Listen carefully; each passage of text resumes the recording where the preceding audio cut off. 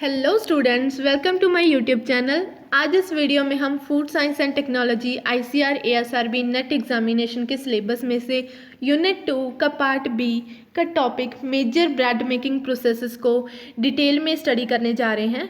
इससे पहले मैंने ब्रेड पे एक और वीडियो बनाई थी जिस पे मैंने आपको बताया था general process of bread making and changes during mixing, fermentation and baking and functions of mixing, functions of moulding and dividing.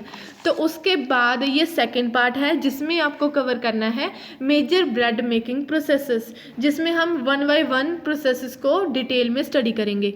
तो चलिए वीडियो स्टार्ट करते हैं। फर्स्ट प्रोसेस है straight dough bulk fermentation process.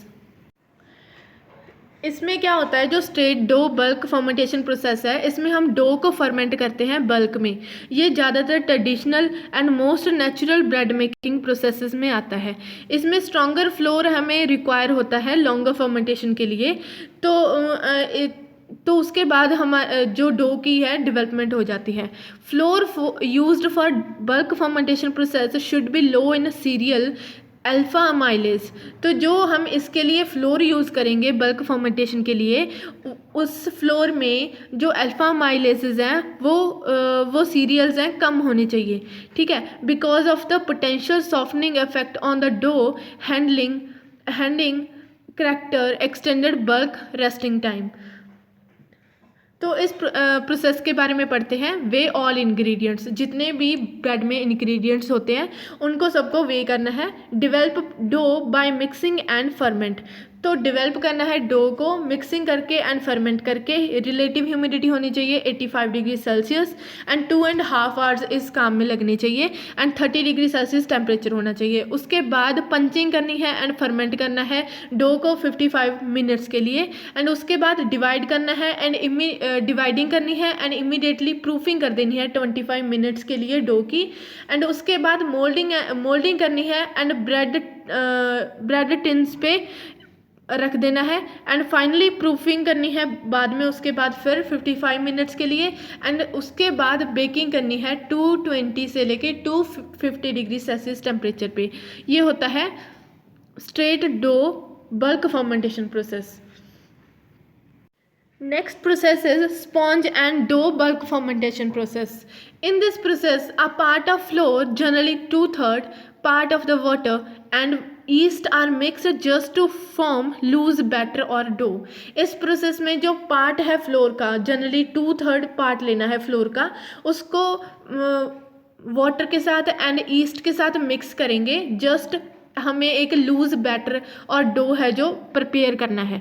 Sponge is allowed to ferment up to 5 hours. तो जो हमने अभी sponge को बनाया उसे फर्मेंट करना है 5 आवर्स के लिए एंड उसके बाद मिक्सिंग करनी है स्पॉन्ज की एंड बाकी जो इंग्रेडिएंट्स रह गए उनके साथ मिक्सिंग कर देनी है एंड डो को ऑप्टिमम तरीके से डेवलप कर लेना है।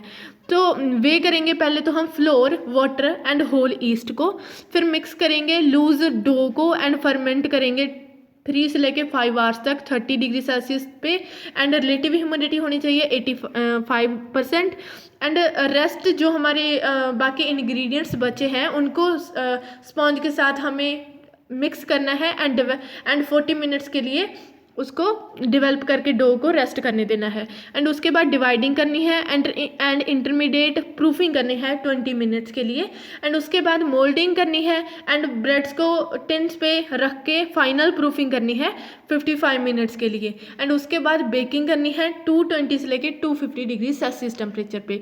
तो इस पे हमने एक बात देखी कि पिछले प्रोसेस में हमने स्पॉन्ज प्रिपेयर नहीं की थी। तो ये वाला जो प्रोसेस है sponge and dough bulk fermentation process, इसमें हमने स्पॉन्ज प्रिपेयर की है। तो इस स्पॉन्ज का क्या रोल है, ये मॉडिफाई करती है फ्लेवर को, final develop dough through the modification of the rheological properties. जो फाइनल डो डेवलप करते हैं उसमें मॉडिफिकेशंस आती हैं एंड रियोलॉजिकल प्रॉपर्टीज़ हैं जो डेवलप होती हैं। तो अभी हमने जो दो प्रोसेसेस को अच्छे से डिटेल में पढ़ा है, कौन कौन से? फर्स्ट था straight dough bulk fermentation process, second था sponge and dough bulk fermentation process. ये दोनों प्रोसेस लॉन्ग फर्मेंटेशन प्रोसेस के अंडर आते थे। उसके बाद है रैपिड प्रोसेसिंग। रैपिड प्रोसेस जो होते हैं वो शॉर्ट प्रोसेस होते हैं, ठीक है। द प्रोमिनेंट एग्जाम्पल जो रैपिड प्रोसेस में कौन कौन से प्रोसेस आते हैं, activated dough development and no time dough and spiral mixer and Dutch green dough process. ये 4-5 तरह के रैपिड प्रोसेसेस आते हैं ब्रेड बनाने के लिए। तो अब हम इनके बारे में पढ़ेंगे।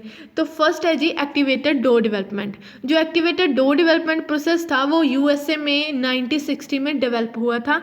इसके एसेंशियल फीचर्स कौन कौन से हैं? First is the use of reducing agent generally L cysteine hydrochloride proteolytic enzymes and ascorbic acid to reduce mixing time of flour. तो इसमें हम रिड्यूसिंग एजेंट्स यूज़ करते हैं, जैसे कि एल-सिस्टीन यूज़ करते हैं, या फिर हाइड्रोक्लोराइड्स यूज़ करते हैं, या फिर proteolytic enzymes and ascorbic acid use करते हैं। इनके वजह से क्या होता है, जो फ्लोर का टाइम है मिक्सिंग करने का वो रिड्यूस हो जाता है। And activated dough development process में हम ऑक्सीडाइजिंग एजेंट और फैट और इमल्सिफायर्स का भी यूज़ करते हैं। इसमें एक्स्ट्रा वाटर है जो डो में, वो एक्स्ट्रा वाटर यूज़ करते हैं, जिसकी वजह से नेचुरल सॉफ्टनिंग लैकेज नहीं होती। एंड एक्स्ट्रा ईस्ट भी इसमें ऐड करते हैं, जिसकी वजह से नॉर्मल टाइम को मेंटेन करके रखता है। Next process is no time dough with spiral mixer. जो no time dough with spiral mixer process है, ये शॉर्ट टाइम डो प्रोसेस है।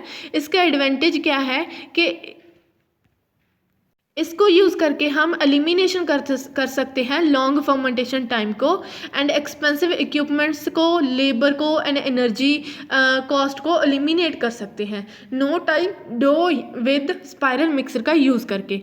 Next process is the Dutch green dough process. The Dutch green dough process ये develop हुआ था Netherlands में। जो इसका अनदर नेम है, इसका जो नेम है डच ग्रीन डो, वो क्यों रखा गया? Refer to the fact that after mixing the dough is considered be under development और ग्रीन इन बेकरी यूनिट्स। जो डच ग्रीन डो प्रोसेस है उस पर हम मिक्सिंग करते हैं स्पाइरल मिक्सर की, और एक्स्ट्रा मिक्सिंग करते हैं, स्प्रेडेड अप करते हैं कन्वेंशनली लो स्पीड मिक्सर से, एंड फिर उसके बाद डिवाइड करते हैं डो को इमीडिएटली आफ्टर मिक्सिंग के बाद। उसके बाद डो को राउंडेड करते हैं एंड रेस्ट करने देते हैं 35 से लेकर 40 मिनट्स तक। उसके बाद डो को री राउंडेड करते हैं एंड फर्दर रेस्टिंग पीरियड और फाइनल मोल्डिंग करते हैं। तो अभी जो हमने 4 प्रोसेस पढ़े, activated dough development, no time dough with spiral mixer, the Dutch green dough process, ये तीनों जो प्रोसेस पढ़े वो रैपिड प्रोसेसिंग के अंडर आते थे, जो कि एक शॉर्ट टाइम प्रोसेसिंग मेथड है ब्रेड्स का। एंड थर्ड जो हमारा मेजर है पार्ट है वो है mechanical dough development. Mechanical dough development में हम इम्पॉर्टेंट पढ़ेंगे Chorleywood dough process. Mechanical dough development high speed mixing process है। ये मैचुरेशन और राइपनिंग है जो वो हम अचीव करते हैं through the addition of improver use करके, एक्स्ट्रा वाटर यूज़ करके एंड मैकेनिकल एनर्जी यूज़ करके। इसको 1950 में सक्सेसफुली डेवलप किया गया था। This previous was given the name of dough maker. Dough maker used a continuous high speed mixer. तो इसको डो मेकर या फिर डू मेकर भी बोला जाता है, क्योंकि इसमें continuous high speed mixer use करते हैं। तो इसमें फर्स्ट है जी चोरलेवुड डो प्रोसेस। जो चोरलेवुड डो प्रोसेस है उसको फर्स्ट पब्लिश किया था चोरलेवुड टीम ने 1961 में। इसको अचीव किया था 5 मिनट्स में starting the mixing process. Mixing और dough development takes place in a single operation between 2 से 5 minute at a fixed energy input. तो इसमें एक क्या करते हैं, मिक्सिंग एंड डो डेवलपमेंट है जो वो मैक्सिमम 2 से 5 मिनट्स में अचीव कर लेते हैं सिंगल प्रोसेस में एंड फिक्स एनर्जी यूज़ करके। Combination of fast and slow active oxidizing agent used and addition of high melting point fat and emulsifier such as potassium bromate, potassium iodate used. इसमें fast and slow action oxidizing agent use करते हैं and addition करते हैं high melting point fat की, emulsifiers की, जैसे कि potassium bromate हो गया एंड पोटेशियम आयोडेट भी इसमें यूज़ करते हैं।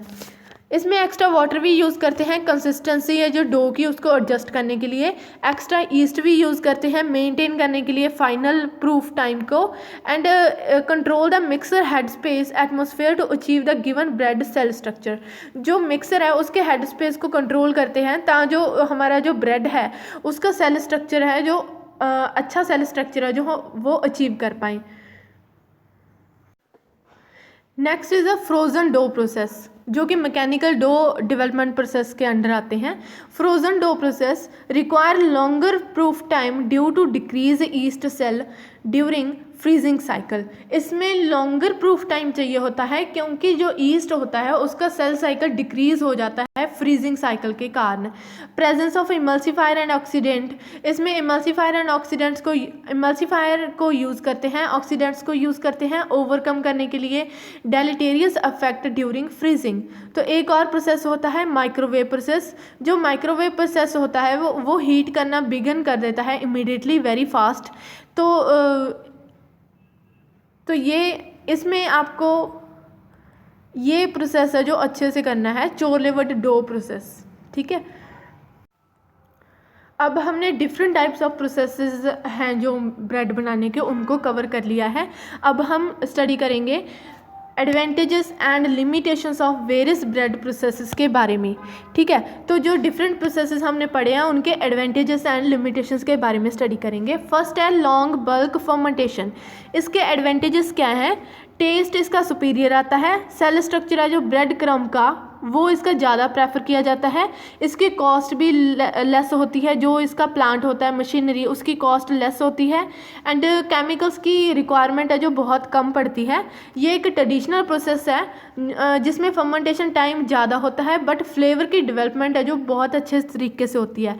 बट जो लॉन्ग बल्क फर्मेंटेशन प्रोसेस है उसकी लिमिटेशंस भी बहुत सारी हैं, जैसे कि ज़्यादा स्पेस चाहिए होगी अगर इसकी प्रोसेसिंग करनी है तो ज़्यादा ये एक्सपेंसेस इसमें ज़्यादा होते हैं, लेबर ज़्यादा रिक्वायर होती है, हायरिंग करना पड़ता है लेबर को एंड प्रोसेस है जो लॉन्गर होता है, ओवरऑल टाइम इसका ज़्यादा होता है। प्रोडक्ट क्वालिटी है जो वेरी कर सकती है बैच टू बैच, ठीक है। जो बैच टू बैच प्रोसेस होते हैं तो उसमें जो प्रोडक्ट की क्वालिटी है वो वेरी कर सकती है अगर पुअर प्रोसेस कंट्रोल हो तो, ठीक है। नेक्स्ट प्रोसेस था मैकेनिकल डो डेवलपमेंट प्रोसेस। तो इसमें इसके एडवांटेजेस क्या हैं? ये ज़्यादा कंसिस्टेंट प्रोडक्ट की क्वालिटी को प्रोवाइड करता है एंड ये कंट्रोल होता है, इसमें वेस्टेज भी कम नहीं बहुत कम होती है एंड स्पेस भी सेव हो जाती है, ठीक है। और ड्रास्टिक रिडक्शन होती रहती है प्रोसेसिंग टाइम में, फाइनेंशियल सेविंग होती है बट कॉस्ट जो मशीन्स हैं उनकी कॉस्ट कम होती है तो इसकी वजह से फाइनेंशियल सेविंग्स हो ही रहती है। तो प्रोसेस इसका कंट्रोल्ड होता है एंड फास्ट प्रोसेस होता है। बट जो मैकेनिकल डो डेवलपमेंट प्रोसेस है उसकी लिमिटेशंस भी बहुत सारी हैं, जैसे कि फास्टर वर्किंग होती है डो की तो उसके लिए हमें हाई डो टेम्परेचर यूज़ करना पड़ता है, ठीक है। तो एडिशनल मिक्सिंग भी करनी पड़ती है इसमें for the incorporation of fruit and fruited bread and buns and bread का क्रम्ब है जो इसमें रिड्यूस हो जाता है, ठीक है। तो इस वीडियो में हमने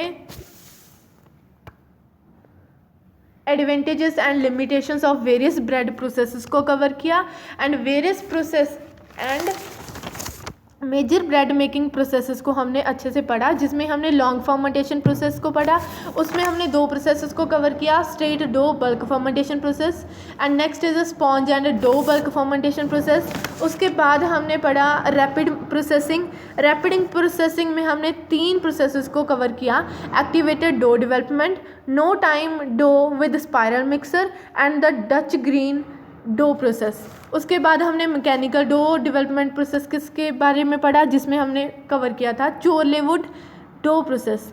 होप आपको वीडियो पसंद आई होगी। इसके अगले पार्ट में हम पढ़ेंगे काइंड्स ऑफ ब्रेड, कौन कौन से टाइप का ऑफ ब्रेड है जो बनाए जाते हैं। तो आपको ये वीडियो पार्ट्स में ही देखनी होगी। अगर आपने पहला या दूसरा पार्ट नहीं देखा है तो आपका ये सेकंड पार्ट देखने का कोई मतलब नहीं बनता। आपको पहले फर्स्ट पार्ट पढ़ना होगा, उसके बाद सेकंड पार्ट है। मेरा कोई ऐसा इंटेंशन नहीं है कि मैं अलग अलग से मटेरियल करवाती रहूं। ये मेरा एक खुद का प्रिपेयर किया हुआ एक ही टॉपिक है जिसको मेरे को 3-4 वीडियोस में करना पड़ रहा है। वो इसलिए क्योंकि एक वीडियो में हम अगर करते हैं तो वो बहुत ज़्यादा लेंथी हो जाती है वीडियो, तो इसलिए मैंने डिफरेंट वीडियोस में इसको कवर किया है। अगली वीडियो में हम पढ़ेंगे काइंड्स ऑफ ब्रेड, एंड उसके बाद हम पढ़ेंगे ब्रेड की स्पॉयलेज एंड ब्रेड की स्टेलिंग के बारे में। तो थोड़ा सा टॉपिक ये बाकी है।